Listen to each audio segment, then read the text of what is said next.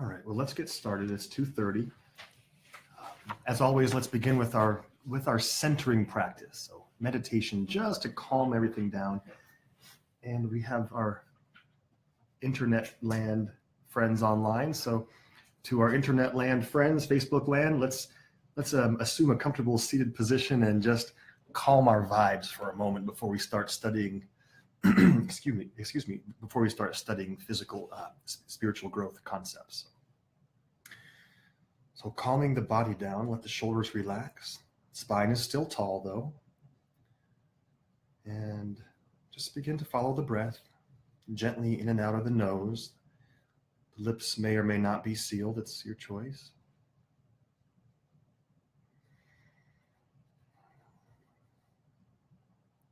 Take a big inhale, fill the lungs up. Just hold the breath for just a moment. Fill up and hold, then open the mouth and exhale. And just breathe calmly in and out of the nose.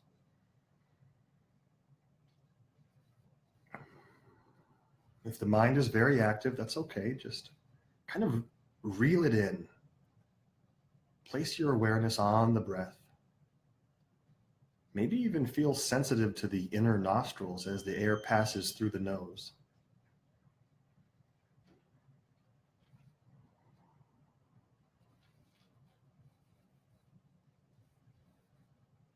A very helpful practice is to be the witness of the thoughts. If a thought comes in, just be aware of it.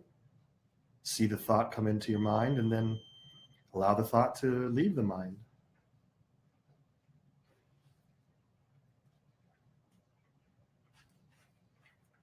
Just a few more moments of stillness.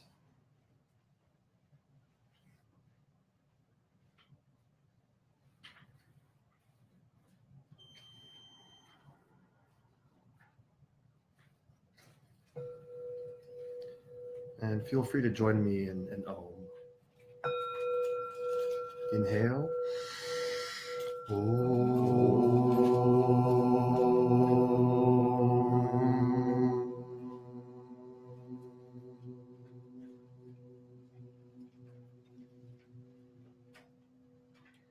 Allow that sound to calm you down physically and superphysically. Just let it carry you to a place of calmness.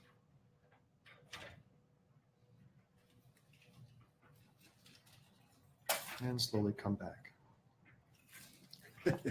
And the room was full.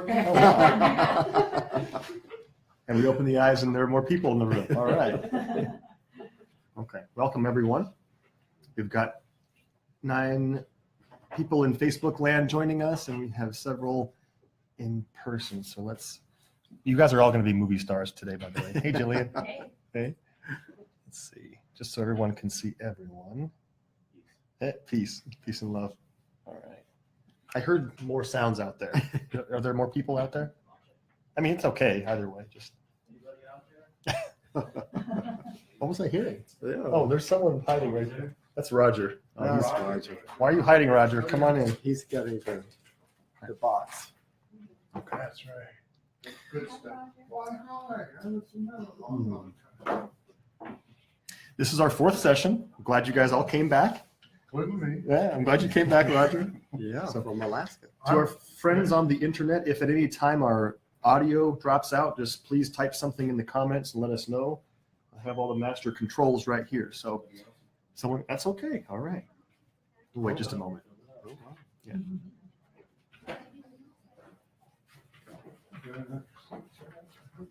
Just barely. Hi. Hey, everyone. No problem. Hey, guys. Sorry for late. No problem. How are you?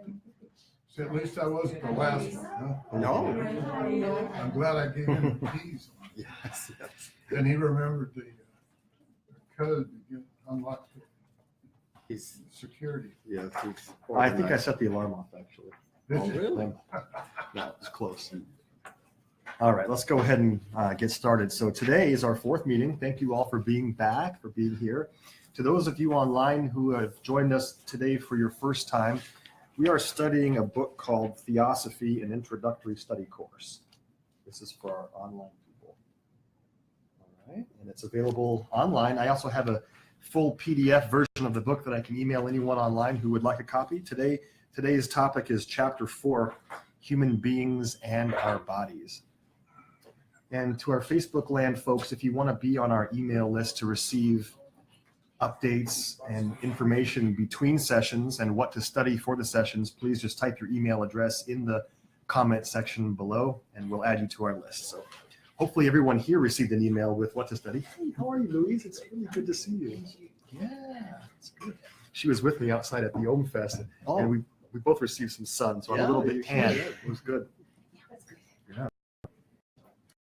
Okay, so this topic of the human beings and our bodies is kind of foundational to spiritual study, because most spiritual people have an innate knowing that the physical form that we have here is not really us. It's just a part of us. There's more to reality than what you can touch with your skin, see with your eyes, hear with your ears, taste and smell with your physical senses. So that's what today is about. And in most New Age metaphysical circles and traditions, there are some teachings on this, but one of the things that makes Theosophy so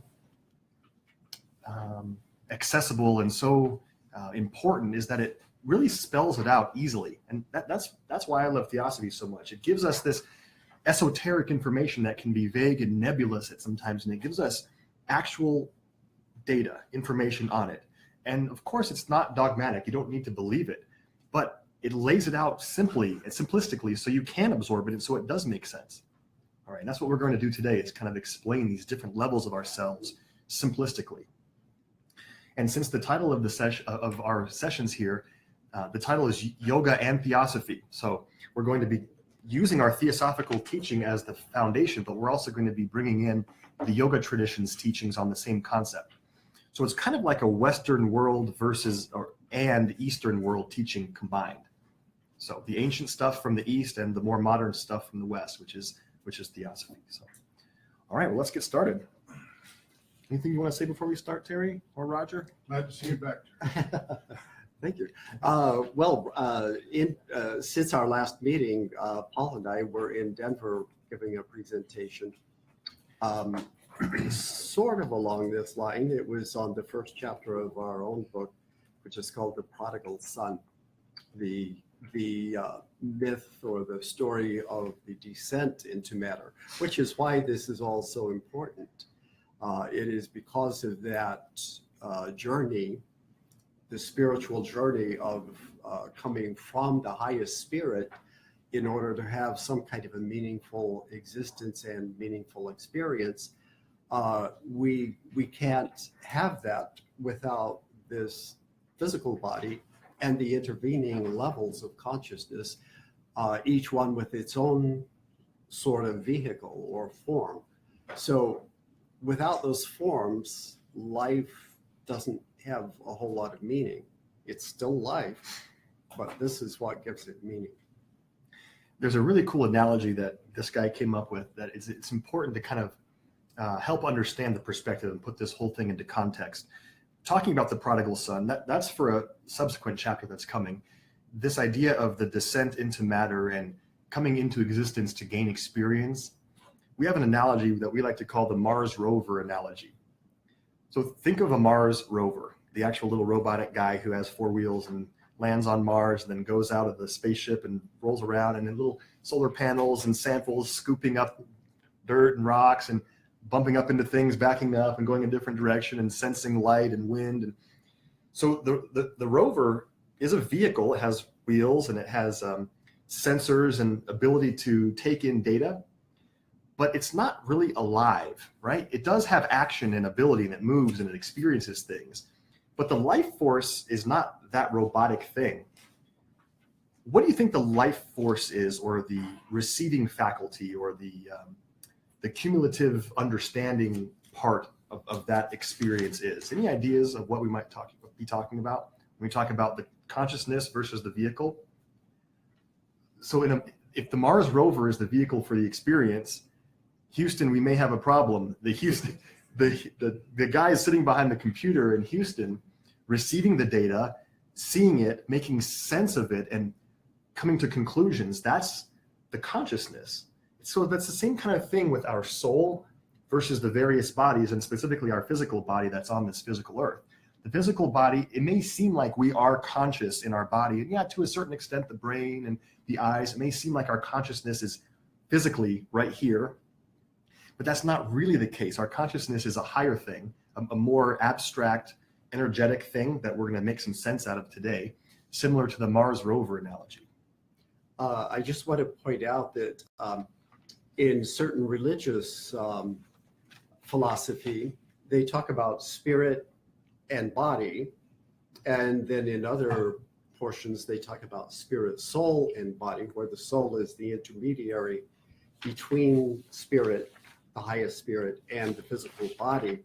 So what we have here is the same thing, but with even more distinctions, trying to make it more practical and more understandable so that it has more meaning than just the general concept of two different polarities and an intervening step. So what we find is that life becomes much more complicated than that. It actually divides itself into very distinct layers. One thing I want to point out is that these are distinct levels. It's kind of along the lines of the analogy of water, for example. Water exists in physical form, both as ice and as water. Well, actually, let's talk about the different forms.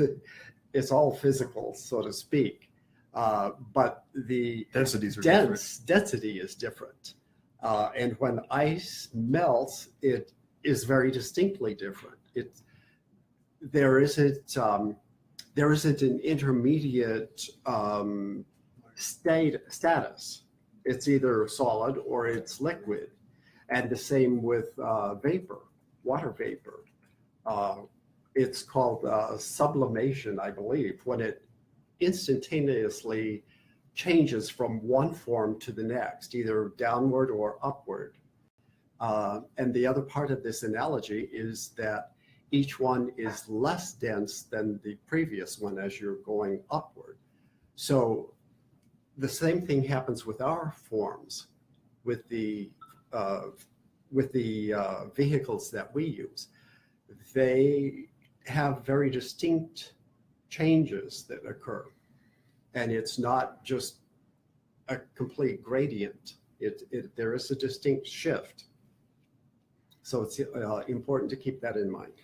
It's also important to know that there's no distinct point where physical dense matter becomes spirit and vice versa, where spirit that is descending, so to speak, into matter becomes solid. All physical matter has an element of spirit in it, and all spirit is matter in a certain perspective. Now, of course, physical science today, mainstream science, doesn't acknowledge that yet. But as we've been talking about in these sessions, spiritual science is usually a few hundred years ahead of mainstream physical science and what is found in textbooks in school. So most people understand that there's some type of spirit in matter. Most of us can kind of agree with that. The science of gems and rocks and the spirit that minerals, and we'll be talking much more about this, but there's no distinct point in the density of matter where it becomes spirit and vice versa. So that's important to know. Another point is that we that are raised in the Western world, in the Americas, for example, and in Europe, mostly, we're kind of brought up with the understanding that we have a soul. We are a physical being that has a soul. And it's kind of almost the same idea as a little child walking around with a balloon on a string. The balloon has helium, and it's kind of like just up there somewhere trailing behind as the child is walking through the fair or something. The person having some vague thing that is riding behind us, sort of over us, that is a soul. Well, what we're going to challenge today is the concept of us having a soul versus us having a physical body. So we're flip-flopping that. So we are the soul. That is our true self, our true nature. And we have this temporary vehicle for experience, which lasts 70, 80, 90, 100 years, sometimes less, sometimes more. So it's flip-flopped really. But the purpose of us forgetting that and not remembering that is exactly intentional. It's for us to gain experience. So we don't remember that always at first. We have to work towards that realization. That really should be our goal. And in fact, the goal of meditation or Raja Yoga, remember, is union. It's not only union, but it's identification with our soul, that part of our being which is much higher and on a higher level of consciousness and awareness. So our goal is not only to contact it, but for that to be the main focal point of our life. And then we start using this simply as the Mars rover, as the vehicle for collecting data and for interacting with individuals on the physical plane. But our true level of consciousness, hopefully at some point, will be at that higher soul level. So this is where a little bit of yogic philosophy comes in. So theosophy has a lot of the theory, the data, the information, but the yogic tradition teaches us the practices, what to actually do in order to do that, what Terry just said, raise our consciousness. So that's where the yogic teachings come into play. And so if I were to encapsulate the purpose of the yogic practices relating to this, we're learning to optimize each one of our vehicles. So it's not just our physical body that I'm talking about. Each level of consciousness or each level of experience that we're going to dive into today should be acknowledged by us, healed, used, optimized, so our consciousness can then begin to transcend each one. People who aren't spiritual at all, or who don't understand that there are other levels of existence, they're kind of, for lack of a better word, stuck in a very dense place. And a lot of times they have a hard time in life. Now, sometimes that's not the case. I know I'm sounding very general here, but people who don't understand there's something more to life than the physical don't always have a plan or a purpose of life or a path. So what we want to do is learn to work with each layer of our consciousness, optimize them so our awareness can eventually make that union with our true self, our soul, which is where eternal peace and love exist. And then once we reach that consciousness, we can then bring that back into the world and be an agent for massive change and upliftment of the world, basically. It's no small task. So, all right, our bodies and the fields of energies.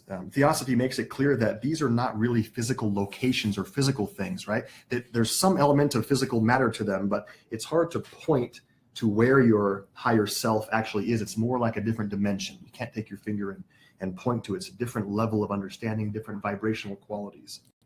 And this is where the analogy of the water in its different states doesn't correspond with what we're talking about. What Paul's talking about is that each one is really a different dimension. When you're going from ice to water to vapor, it's still physical and it's still in physical form and can be either seen or perceived, measured. Just changes. Yes, but with what we're talking about, each one has completely different quality, far more different than just the different states of water. So you have to have a different set of tools or instruments in order to perceive or to be aware at each one of those levels.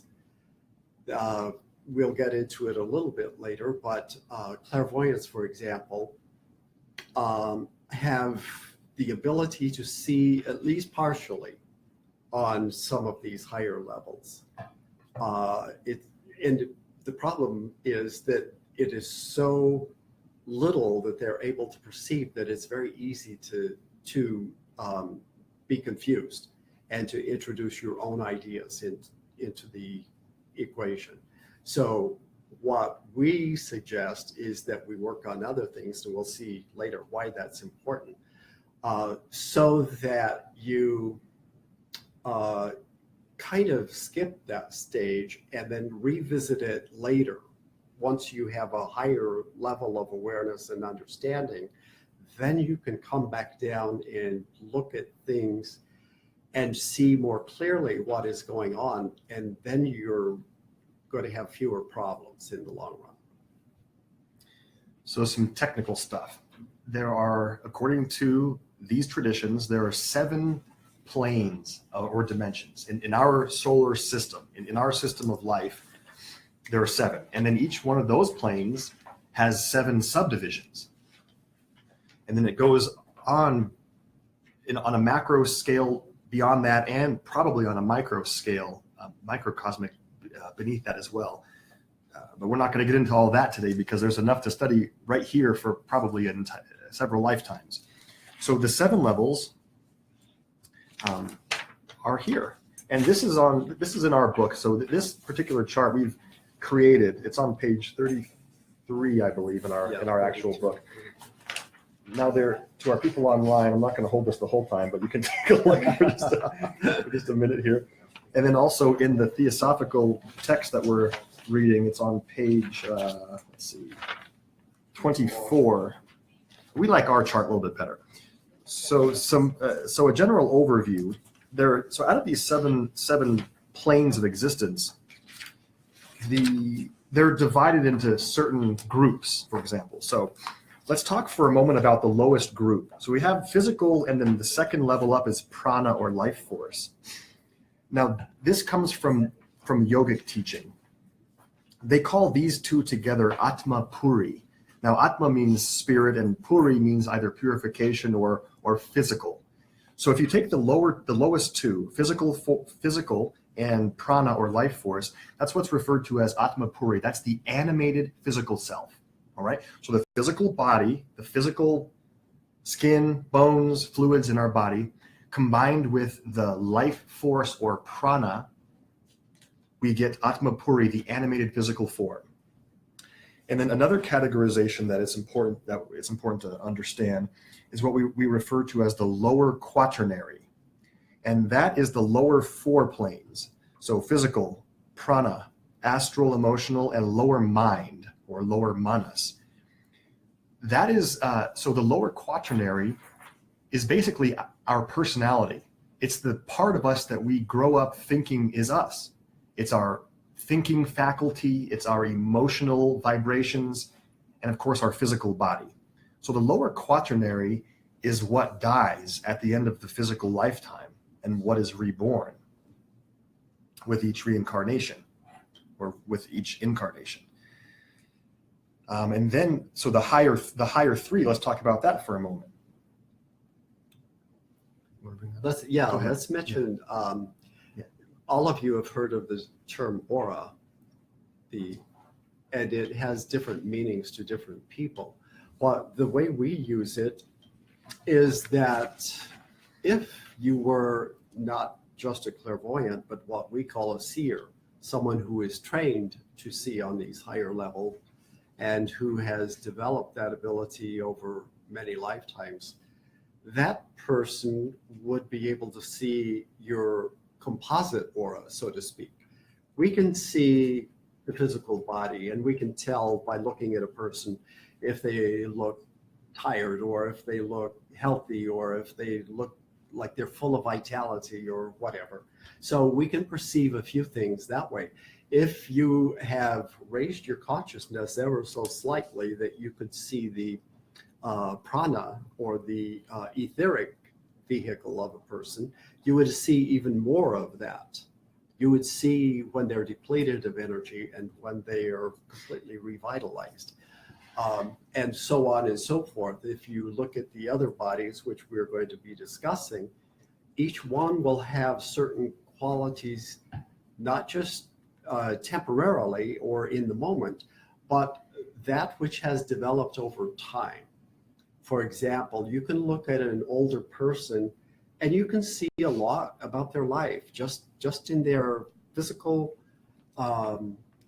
comportment and in the way they look. You can tell the person who has had a really difficult life.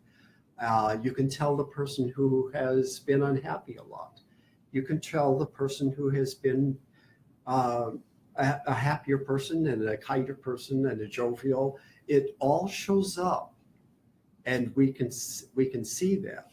So the aura is both localized on each one of these levels, and it is also a composite of all of those. So it comprises not only the current state of the person at that particular level, but it also is the accumulation, not just of one lifetime, but many lifetimes. So your complete aura would be a characterization of who you are, what qualities you've developed, what experiences you've had. That's really who you are as an individual. So the aura is the indicator of your experience on all of these different levels. And also, one more quick point to add, it's also attractive, meaning it's like it's magnetic. Certain types of vibrations that exist in your aura naturally attract others of like kind. So this is very telling.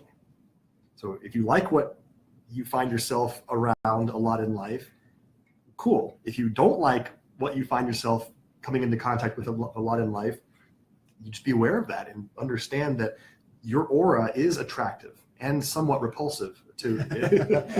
Can be. Actually, Certainly. yeah. Some people are attracted to lower qualities and repulsed by higher qualities, and that's just the way it is.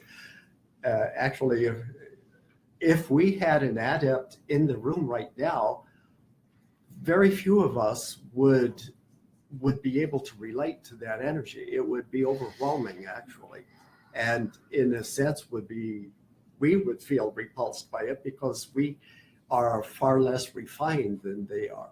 So they could bring it down, but if they were acting at their own normal level of existence, it would be very difficult for us to tolerate them. We have a comment from Marie Antoinette Resurrected, aka Rhonda, Terry's sister. She says, in Italian, the word for soul is anima, and I probably butchered the pronunciation. Anima. I wish I could hear her say it. As in the common consciousness, the vital principle of man, from the Latin soul, similar as animus, from the Greek puff or wind, of which it constitutes the immaterial part, which is origin and center of thought, of feeling, of will, of moral conscience. So the word itself comes from that. Interesting. So probably originally came from Atma, the word Atma, which in German means breath, right? Or Atman means breath. Yes. Yeah.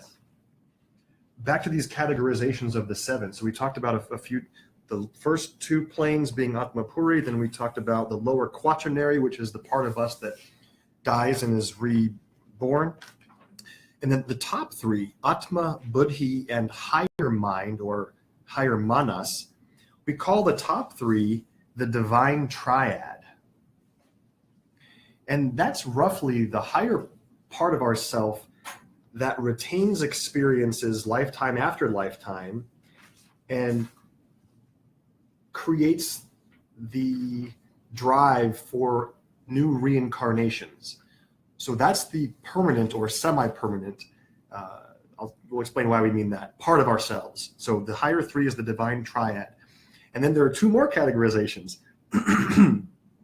something called Kama Manas and Buddhi Manas. Now, Kama Manas, it's a compound word. Kama means desire or emotion, and Manas means mind in Sanskrit.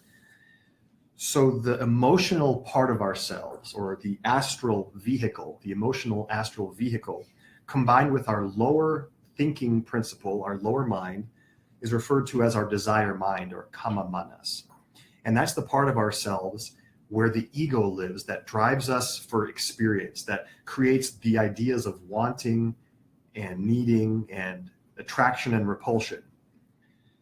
Then Buddhi Manas, so the Buddhic plane or vehicle of ourselves. Buddhi means, what does Buddhi mean? Awakened. It means intuition. It means consciousness. Awakened, enlightened. Enlightened. So the enlightened part of our mind, Buddhi Manas, the higher mind combined with our intuitional or Buddhic consciousness, that is what we refer to as Buddhi Manas, or our intuitional mind. Keep in mind that these obviously are all of the vehicles of the human body, of the human individual. The consciousness that currently is going through this human phase of opening and blossoming wasn't always in a human body. It, as you know, originally was cribbed, cabined, and confined in a mineral form. We spent millions and perhaps billions of years experiencing whatever limited experience we could have in mineral form. And the Kabbalah has a saying that the spirit becomes a rock, the rock becomes a plant, the plant becomes an animal, the animal becomes a human, and the human becomes divine. So it goes through this whole awakening, which takes billions and billions of years. It's a very long process. And what's important, we're talking about the vehicles. Obviously, for a rock, it requires only a very limited form of expression. It just lays there. Yeah, all it can experience is pressure, heat, and maybe wind if it happens to be at the surface of the planet. But most of the time, it's buried anyway. So very, very limited experience. But then by the time it becomes a plant, has progressed that far, then it requires a more complicated form, a more complicated vehicle so that it can perceive more, because the consciousness has grown. And it goes through the plant kingdom for millions of years before it reaches the ultimate, the pinnacle of the plant kingdom. And so on, of course, it goes on into the animal kingdom. And eventually that doesn't provide enough experience. So then the human kingdom is the final kingdom in the physical world as we know it. It doesn't end there.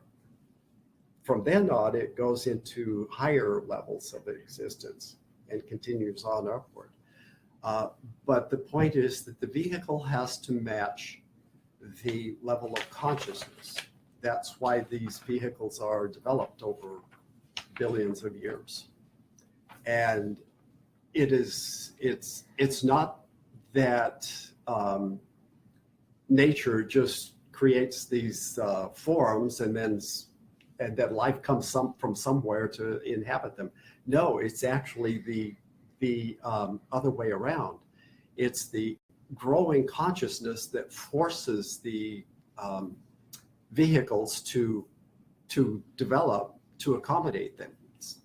It has to be able to accommodate that growing consciousness. So it's not just by chance. It's not just by natural selection alone. No. There is a consciousness that's driving the experience that all these forms, animal forms and plant forms, are, and there's an awareness that drives them for experience. What you said was interesting about the consciousness must match the form. Never actually thought of it that way, but that makes perfect sense.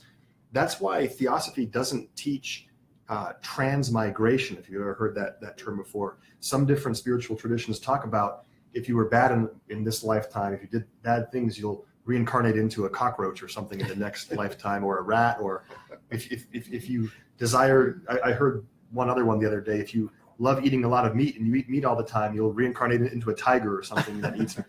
So Theosophy doesn't teach that because of what the consciousness that we've attained to be able to drive this vehicle. We're the driver of this vehicle. It wouldn't make sense if evolution of consciousness is true. It wouldn't make sense to send us back a few grades it wouldn't make sense for a ninth grader in high school to go back to a second grade curriculum the next year. So putting a human into the body of an insect, it's kind of like a waste, actually. I mean, maybe it's true. We don't know for sure, but Theosophy doesn't teach that. If you've been a bad person, there are other things that happen besides reincarnating into the body of a fruit fly or something. Actually, that wouldn't work anyway, because if you're trying to punish somebody and you put them into an inferior vehicle, that vehicle is not even aware that there's any punishment involved. It's not able to perceive that at all.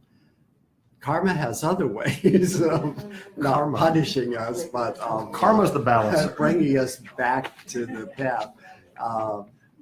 If you were a king in one lifetime and you abused your power, you might come back as a peasant in the next one.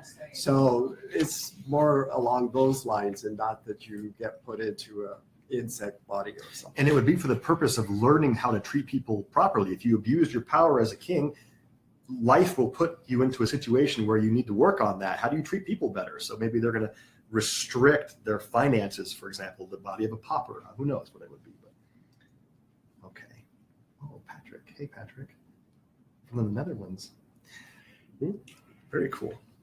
Let's move into the next body, more refined than the physical. So it's actually part of the physical plane, according to these teachings. The pranic, or the etheric body, is what it's referred to.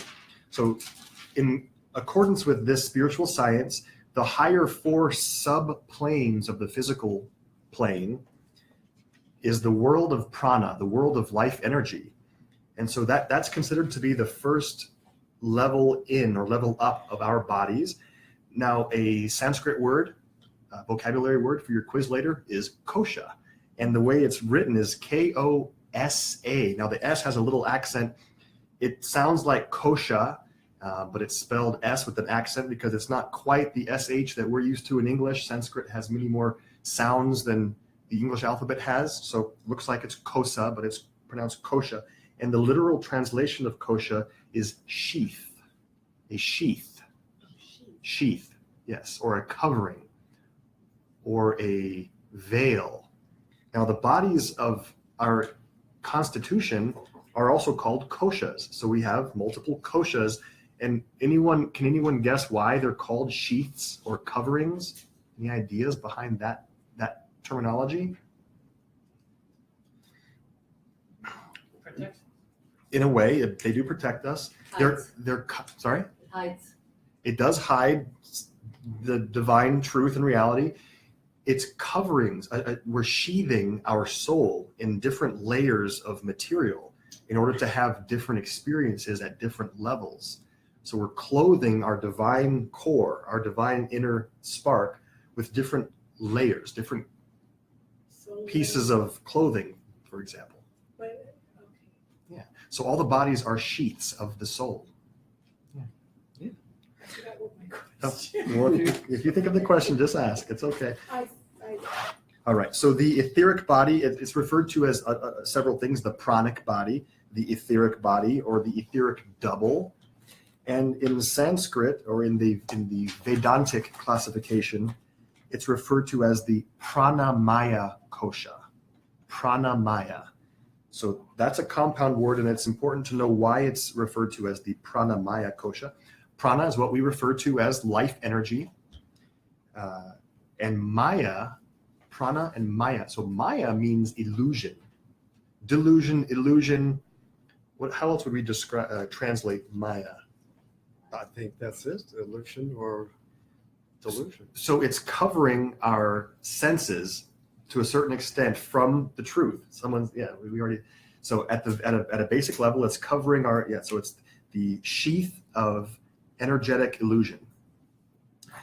I think I didn't give the Vedantic name of the physical body, but the physical sheath is referred to as the Anna Maya, A-N-N-A, Anna Maya, which literally translates to food. Anna, the food delusion sheath, the food body. What we are, what we eat becomes our body. Actually, that's a good point, because as we go through life, we, at any given point, have a physical body that is composed, obviously, of physical atoms and molecules. But according to esoteric tradition, those molecules and atoms are constantly being changed out to the point that after a period of 7 years, supposedly, I don't know how they would know, but supposedly after 7 years, there's not a single molecule or atom in that body that was there 7 years previously. And the reason for that is they're not all equal. A carbon atom is not exactly equal to another carbon atom. Science will argue with that, and they'll tell us differently. But in esoteric science, each carbon atom has a specific quality to it, and there are some that have higher qualities than others. So as you progress in spiritual awareness and consciousness, those atoms get replaced with new ones, and hopefully you're growing at a distinct rate of growth. The reason for that is, as we have mentioned before, and that is the vehicle has to represent the indwelling consciousness. So, for example, an adept, for example, could use the body of one of his pupils, but it would be a step down, and he would not be able to express adequately in that what he could in his own physical body, assuming he has one. They don't all have physical bodies, but his has a degree of refinement that would not yet be found in the body of his disciples.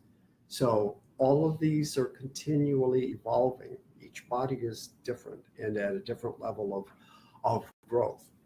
And by the way, all the practices of physical yoga, known as hatha yoga, all the practices that are physical in nature, the asanas, the physical poses, the breathing techniques, they're all designed to purify and cleanse and refine the vibrations of the physical body so we can be more like the adepts. That's the whole purpose of physical yoga. I think I thought of the question. Okay. Okay.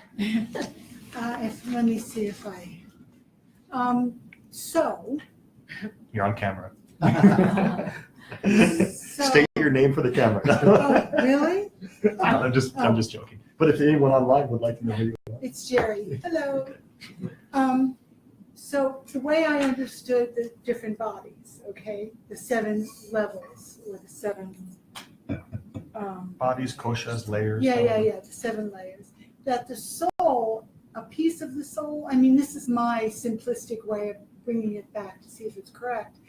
The soul is embedded, or pieces of the soul are in each of these bodies. No. Yes. Okay, maybe a little. Was it a question or a statement? A little of both. A little of both. So is that so? I mean, am I correct in assuming? Well, these or all understanding? interpenetrate each other, so they're not separate. We didn't mention that. That's a key point. All of our bodies interpenetrate and affect one another. So yes. Okay. So in my mind's eye, this is how the soul enlightens itself. Through the information it's gathering, again, simplistic, through all of these. Like the Mars rover. Okay. The people in Houston are not sampling the dirt on Mars themselves. They're just taking the data from the body that's on Mars, doing the experience, grabbing the dirt, analyzing, sensing the temperature, and then they're receiving the data from it. It might be important to point out that the soul is not a micromanager. It doesn't care what you had for lunch today. It doesn't care whether you're a vegetarian or not. What the soul cares about is the point at which you as a personality have developed enough awareness that you are approaching its own level of awareness. It's using you as As a a vehicle. And so Right. for eons of time, it basically pays no attention, so to speak, to the personality. But once that individual has attained a certain level of consciousness, then it does start paying attention, because you are now approaching a position where you can be of use, not just to itself, but in the outer world, and as an instrument of teaching others. I sort of wanted to say that. Okay. You said No. it so much better Oh, than I that's, did. he's so good. Jerry, this is one of the questions that I asked him when I first met him a decade ago, over a decade. Wow, that's a long time. Wow. It seems as though we have two consciousnesses. It seems as though the soul is a consciousness kind of separate from us, but it's not quite the same. And it's challenging to understand this, how the soul doesn't pay micromanagerial type of attention to all the details that we're doing. So then, well, what's the consciousness? If our brain doesn't generate consciousness, are there two of me? Is my soul separate? And you have to just meditate on it. You have to kind of raise your awareness to understand this relationship between your lower self and your higher self. Yeah. And at some point, as we mentioned, as we refine our vibrations and have enough life experience, we will be operating from the perspective of the soul always, instead of having just this nebulous idea of our higher self. We will be consciously the higher self, utilizing our bodies as an instrument, controlling them. And then when our bodies aren't needed, we move back into a meditative state and rejoin with our soul, either during sleep or during meditation. So it's a little bit of a challenging concept, the different awarenesses that we have. Yeah, and how it winds up in the soul. I mean, I just look at it as the soul being, the enlightened part, the part that carries us and is our spirit. And so the more lifetimes we live and through these levels, the more the soul becomes enlightened, because I look at my soul as a map, okay? And each lifetime that my to-do list was completed, I look to see which was embedded in my soul, like the knowing, like I know this, and so it's part of my soul. So then the next lifetime I come in, and I come in with a knowing of certain things from before, and each lifetime it becomes more enlightened. It meaning the soul. I'm looking at Terry. And what you're referring to is what in Theosophy is called the causal body, and that's another word for soul. Causal meaning that's the repository for all of the accumulated life experiences that you've had in multiple lifetimes. So all of that is carried forward from one lifetime to another via the vehicle of the soul. It collects all of the causes, thus the name causal body, of everything that you have done in previous lifetimes. And it therefore determines what your next lifetime is going to be like, because you have certain karma that you've created, and you have certain stored up blessings, so to speak, which can be further amplified in another lifetime. So all of that determines what kind of body you have in the next lifetime, what kind of situation you're born into, what opportunities are given to you, what talents you were born with, etc., etc. So that's the vehicle that carries all of that forward. But without the different lifetimes of experience, of course, it would be meaningless. Couldn't have said it better myself. Apparently I did. You Yes. brought out the discussion that was important at the moment. Yes. The last paragraph or two of the chapter actually talks about how that process happens, and it says specifically the experiences of that lifetime are absorbed into the soul, and then the soul moves into a state of pralaya, which is the resting state before the next incarnation. Yeah. But now I want to say a few more things about. about the prana maya kosha before we move along too far. So this is the part of us where the chakras exist. Chakras are on our make up part of our etheric body, or our pranamaya koshic vehicle.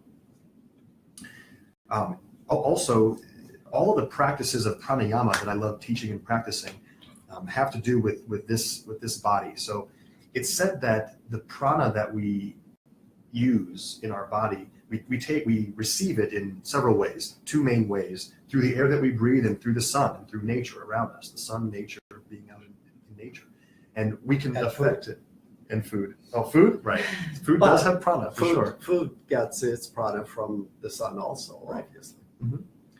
And so all of the different breathing techniques that yoga teaches directly affect the pranic vehicle. And when you put your awareness, your attention on the breath and breathe in certain ways, you tremendously affect your aura, so to speak, and you vivify yourself more. You can control your body's energy more. And so there are multitudinous practices. That's a word, right? Multitudinous? Yes. It is now. It is now.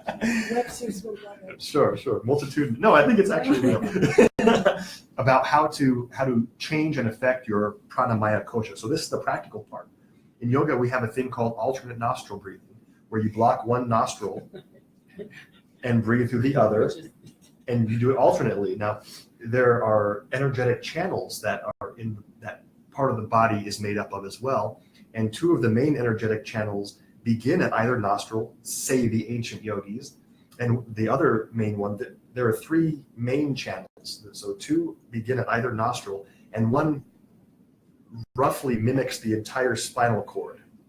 And so when you breathe through the alternate nostrils in succession with your awareness on the flow of the breath, you're balancing your lefts and rights, your yins and yangs, you're creating stability in life, and you're physically affecting the nervous system as well.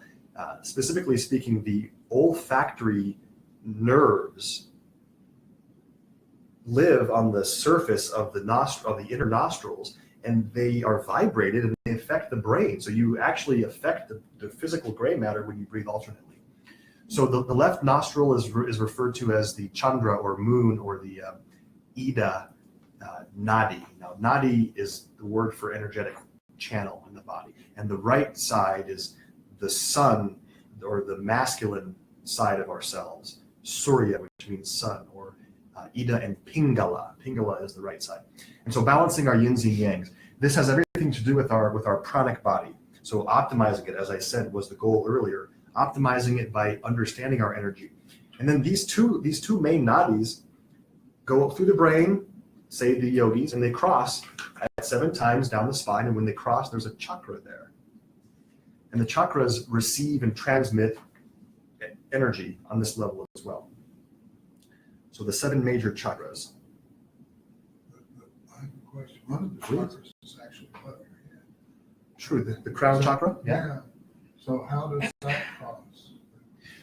So when the nostril nadis, the Ida and Pingala, it's said that they go up through the nose and then they go through the brain, which would be, so the Agnya chakra is the brow chakra between the eyebrows. That's the one that the nadis hit first, actually, even though it's the 6th. And then that's the 7th one. So they go through, they cross there, and then down the throat, and then the heart. And there's a lot of talk about this in spiritual circles. In Theosophy, I think we have some of the best literature on the subject. This is a book that, of course, Terry introduced me to. It's called Chakras, The Chakras, by who? By this dude, C.W. Leadbeater, which you can talk about a lot. So if you type in chakras into Google or into Amazon, you'll have thousands of books from all different perspectives. This is one of the best, in my opinion. So The Chakras by C.W. Leadbeater.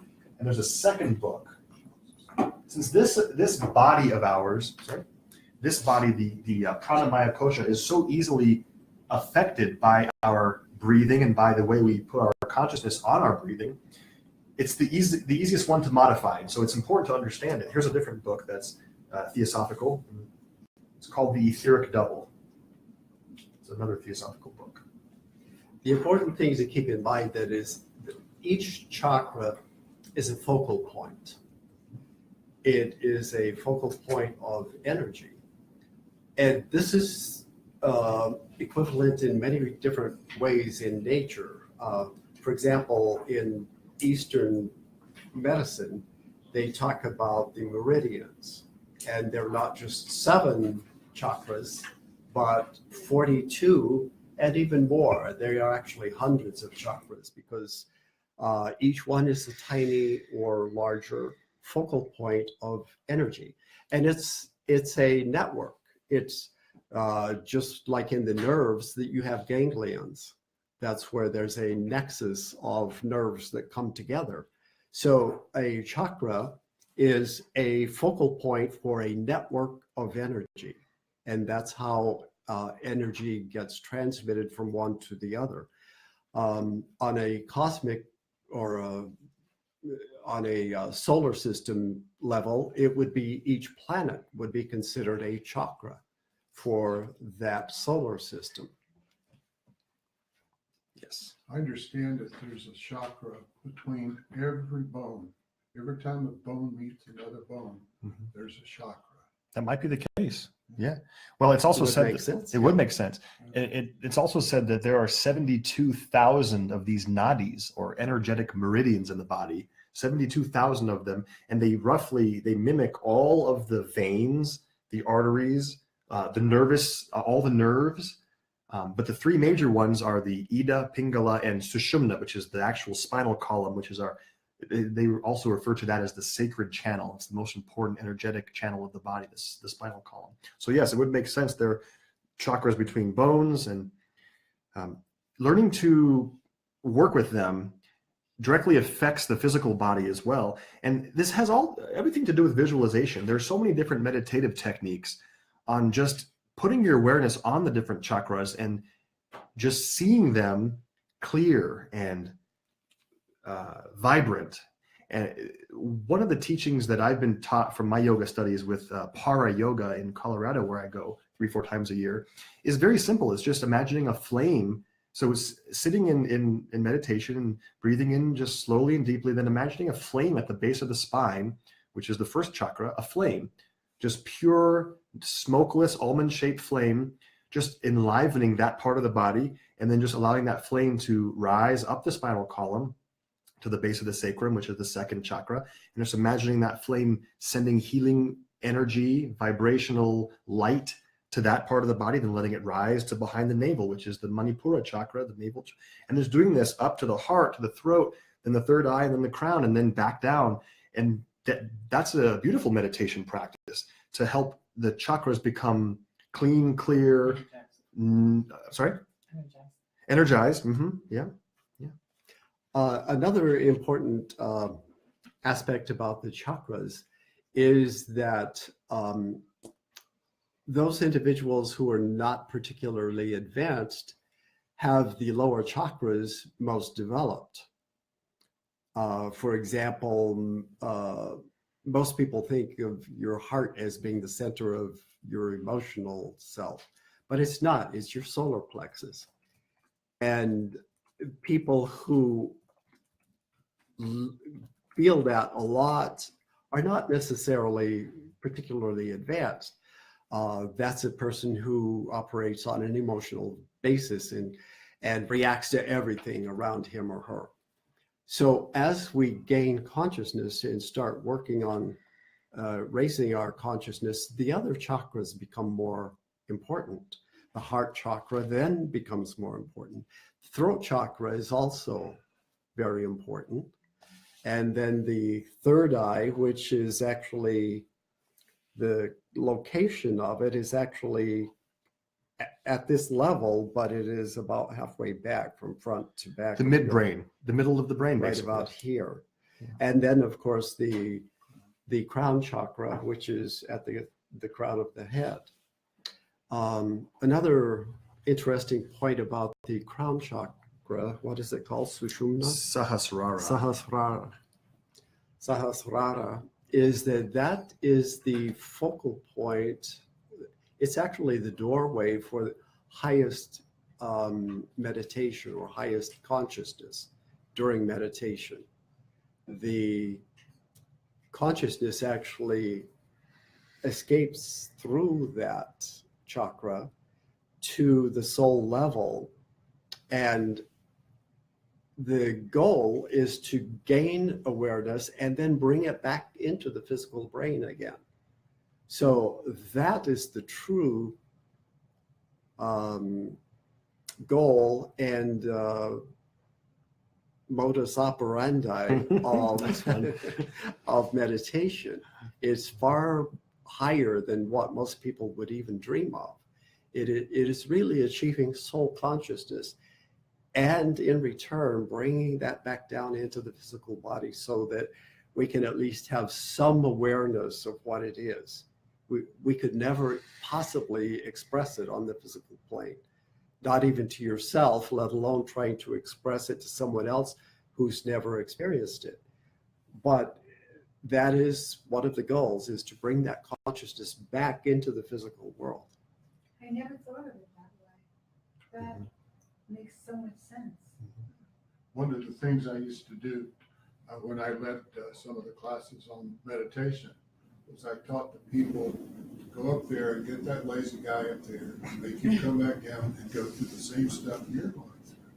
So bring him back into what you're doing. And it's amazing how quickly it helps you move along your path. So that's One last point on the chakras before we move to the next body. Terry alluded to this. The lower several are more base in nature, and they have to do with our emotions. So the base of the spine, the spleen or the sacral chakra, the navel, and even the heart, known as the Anahata chakra, have a lot to do with our instincts, our emotions, our wants and needs and desires.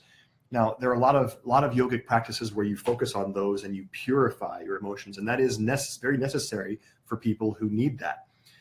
What we like to teach is that focusing on your command center, Agnya chakra, some people pronounce it Ajna or Agnya, the J is usually a hard G sound. That's known as the command center. Agnya means command or control. And this is where the faculty of viveka comes in. This is one of our favorite vocabulary words. Viveka, it means clear sight or clear vision. If we want to drive this vehicle with clear, wide angle sight from the highest perspective possible, this is the chakra that we believe should be meditated on mostly. Now, I'll have a lot of disagreements from other yoga teachers because the navel and the heart are very, very popular places to meditate for many yogic traditions, because many of us are very emotional. We have a lot of work to do there, a lot of past hurts and pains that need to be processed, and that's valid. And the third eye is very valid to meditate on. So Agnya chakra, consciousness, this midbrain point in the head. In esoteric traditions, we don't focus on the lower chakras. We focus on the higher chakras, and we aspire to raise the energy. For example, the energy of the root chakra, for most people, is dedicated to basic instincts, to reproduction, to sex, to survival. But for the yogi, he doesn't meditate on that. He or she works on developing ethics and character traits and soul consciousness. And then automatically that energy gets transformed and used at a much higher level and can be used towards that further achieving of higher consciousness. So instead of meditating on the lower ones, work on character development and on higher chakras and raise that energy up to where it can be more useful. All right, let's move on to our next body, next kosha. So this, on our chart here that we have, it's the astral or emotional. I hope our online peeps can see that. One of the downsides of Facebook Live is that I can't put documents into the conversation there. Okay, so now let's see, that one. So the name of it is either the astral body or the emotional body. Astral comes from the Greek word astron, which means star. Astron means star. And the reason why this dimension of ourselves is referred to as the star-like body or the emotional body is because emotions are just that. They're kind of attractive and glimmery, shimmery. When you see something shiny and you want it, that's the idea of this dimension. It's very attractive, very emotionally driven in nature. When something looks attractive and it has diamond-like qualities or shininess, we are drawn to what is that special shiny thing that I desire so deeply? That's the kind of interaction that goes on at that level. Not a terrible amount of spiritual growth happens in this dimension. This is where emotions can run wild. And if you've ever spent time around Terry and me, we talk a lot about how emotions are usually not in need of our spiritual growth. Emotions are usually somewhat of a deterrent on our path of spiritual expansion, because emotions pull us and push us strongly from things, right? So if we were, can you imagine the yogi in the cave who has perfect control over his body, being emotionally driven, being pushed and pulled? When the new iPhone comes out, he runs down from his cave and goes to the Apple store and buys the new. I don't see that happening, but Apple plays on our emotional body. They advertise, oh, you're cool if you have the new iPhone, and most of us go do it because our emotions tell us, oh, we want to be cool and have the new thing. Be the adept in the cave who is not affected by star-like, flashy, shiny squirrels that run around. Squirrel, that kind of thing. So that's the etymology of the word. So the emotional vehicle or body. All right, the evolved person, okay. If a clairvoyant were to view the astral vehicle of a fairly evolved person, it would have luminous colors, but it wouldn't be that active. It would be relatively stable and calm and not fluctuating and undulating like most of us who have these ups and downs with emotions all the time. I think at this point, it's important to talk about what happens when the physical body falls asleep. Right. What does happen? We start snoring. And the actual Snoring. body leaves. Well, Consciousness moves from the physical yeah. to the astral. So obviously the physical body, once it has achieved a certain level of tiredness, has to revive itself. So it goes to sleep. The mind separates from the body, but the emotional body is not completely asleep during part of that time. It kind of, fluctuates in and out. There's always a part of sleep where you're very unconscious. There is no degree of brain activity to any great degree. There's always brain activity, but it kind of ebbs and wanes. And there are periods when you're dreaming where there are, and it's usually vivified by your emotions. And also whatever you were doing during the day, you quite often will dream about something that happened during the day, or something you saw on TV, or a conversation you had, and it seldom makes a whole lot of sense. Most dreams are not particularly interesting. Once in a while, you may have what we would call a vision, which is very different from a dream. And that is something that you may want to pay more attention to. But most of your dreams are just really of no importance. And releases. So you are only fully conscious when you are awake. So there are actually four different levels of consciousness in yogi philosophy. And those are complete unconsciousness, the dream state or hypnotized state where there is minimal activity. Then there is the normal waking state, And then there's what is called Turiya, which is a super consciousness. And that's the conscious state in which you can have meaningful meditation. So 4 different levels of 4 different degrees of consciousness. Waking, sleeping, partial consciousness, and super consciousness. Unconscious was the first one. Partial. Oh, okay. Yeah. Where do drugs come in? Are we super conscious if we take? Actually, that's a very good question. Did you have a comment? Okay. Yeah, people always say, oh, can I use drugs to achieve super consciousness? And the answer is no. Say us. Say us. We say no. We say no. Okay. We say no. Yeah, many people in the 60s tried it.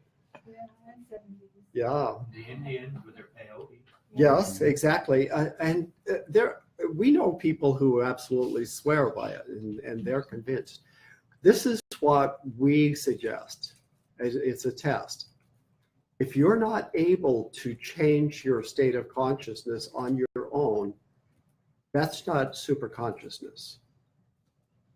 You need to be able to extract yourself or enter it on your own voluntarily. But if it's caused by some external force or product and you can't choose out of it, then we would say that you are not in control and that it does not qualify as super consciousness. It is an unusual experience, that absolutely.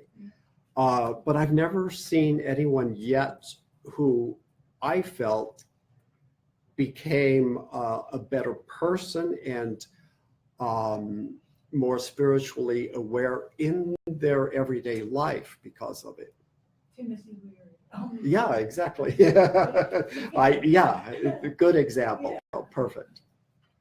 And yet, when we use nutrition that is alive, Mhm. it helps us Yes, become more aware, and it does have an impact right. on our consciousness eventually. So, indirectly. yes, you're very, very correct that everything that we do, including our nutrition, is part of how conscious and aware we are.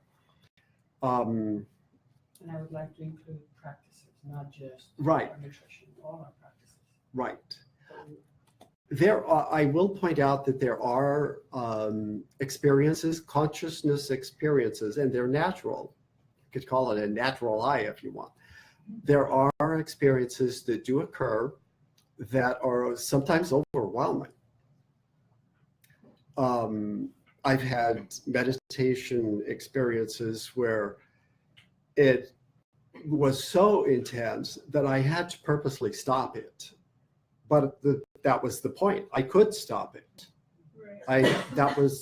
I had the choice. I had that choice, and I did sometimes stop it. Did you think you were leaving? No, it just I don't know how to express it except that it just was too much. And it is very intense.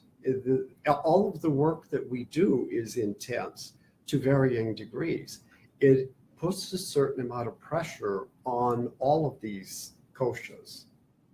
That's the whole point. We are trying to speed up the process of evolution. We could just kind of, bumble along with all of humanity and just go at a very slow rate. The analogy is a river, the Mississippi River just kind of flows at a natural rate. You throw a piece of wood out into it and it will eventually make its way down to the ocean. So that is the natural flow of evolution, and it's very slow. There are some individuals that choose purposely to go faster, but that means more stress. You have to actually swim. You you don't get to just float. Now you've got to actually do some work, and it requires an expenditure of energy, and it requires effort, and it's not easy. There's quite a bit of stress involved in it. So just be aware that that is how it operates, and that anyone who is trying to make that happen is under a certain amount of stress. When you're meditating and you do run into something like you don't want to continue, I've taught people the best way to do that is initially teach yourself to say 3, 2, 1, out. And it breaks that meditation up. If you come out of meditation too fast, it's quite a jarring situation. So it's better to have taught yourself how to do it slowly. It's like the cool down when you're on the treadmill. Yeah. We have a question from Rhonda. Is it possible to receive messages, in quotes, during dreams that are not necessarily visions? I do. I do. Okay. Yep. I Jenny think says so. yes. What do you think? Messages that are not visions? Yes. If we're able to bring them, sorry? Can you please define vision in your terms? Oh, well, I was speaking of the equivalent of a dream. In other words, like you're watching a movie, so to speak. I've had experiences while the physical body was asleep where something happened that was totally different from a dream. It was extremely vivid and coherent, not like a dream that's just kind of all over the place. So that was what I was referring to as a vision. HPB even says that higher consciousness occurs first during dreams and later during meditation. So yes, it can occur, and it can be just a knowing. It doesn't have to be in the form of a movie type thing. It can just be a sense or a knowing something. And intuition comes from our Buddhic vehicle. It comes from our higher self. That's our vehicle of intuition. So there's knowledge and wisdom there that our physical body is not open or able to perceive most of the time. But during these moments of messages, as Rhonda says, or visions, then yes, sometimes we are able to bring them down into the physical world, remember them, put them into concrete words, and then actually do something with it. It's, yes. My friend receives prophetic messages quite frequently. I'm going to say like one every 6 months, and she always has. And they're not about her. They're usually about her friends and or somebody, and they're almost always accurate, quite accurate. She didn't make a big deal of it. She's just kind of a natural. She just came in naturally, just knowing she's a good person. She doesn't really study any of this. She's aware of what she does and just passes it on gracefully. But it's interesting to point out that as we progress from one plane of consciousness to another, we both gain something and we lose something. For example, obviously, when you go from the physical to the emotional level, you lose this very concrete ability to see things. On the emotional plane, everything is far more fluid, and no two people ever see it the same. It's